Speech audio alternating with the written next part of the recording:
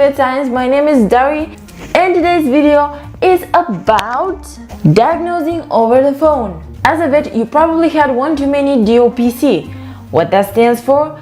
Diagnosing over the phone calls. Almost every vet makes the right decision and does not diagnose over the phone, but there are some that make that tremendous mistake.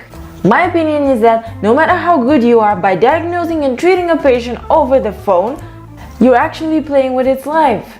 You have a better chance of winning a game of poker playing for the first time than actually prescribing the right treatment for that patient that you have never seen. So, moving on, what do you do if you get a D.O.P.C? You can start asking questions and start putting the pieces together until they form a diagnosis in your head.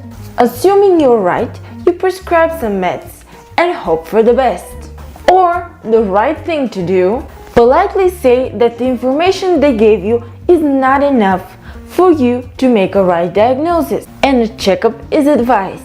It doesn't matter how simple a problem may seem, you should always advise a checkup. There is a high chance that they will respond with, "So you can't treat over the phone?" Just take a deep breath, pretend you never heard that, and then politely say no.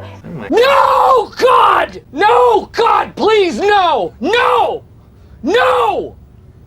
No! And figure out a way to make them come to the clinic. It could be by saying you have to run some tests, to take some samples, or any kind of activity that will require the patient's presence. I'm going to give you an example. Yesterday, a friend called me asking about a rash on her dog's belly. She asked me about the rash, she told me what medicine she had already used, and unfortunately they already had gone twice to the vet and the results were still the same. The rash was still there. I tried explaining what that may be, and I gave her some examples of similar conditions that may occur in humans.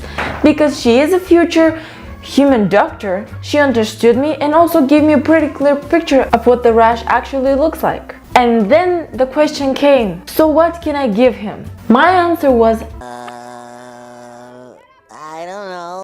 I actually didn't know, but I also told her what she can do that won't harm the dog. What actually surprised me was that the doctors had not done any testing. So I told her, get some swabs from here and there, mostly from the belly, take them to the university's lab, test them, also make a bacterial culture, and at the end see what kind of antibiotics work on this bacteria. Get the results, go to the vet, get your prescription, and buy the meds. Comment below, tell me, did I tell her the right thing to do? Or it would have been better for me to tell her to use a broad spectrum antibiotic that I'm not actually sure if it's going to work. For your own peace and for the patient's health, try to avoid D.O.P.C. It will save you a lot of headaches, misdiagnosing, and, well, patients' lives. Try to remember that pet owners often exaggerate over the phone and make everything sound like an emergency. Trust me on this, 99.9% of the time, they have plenty of time to hop in their vehicles and drive to the clinic, where we have also plenty of time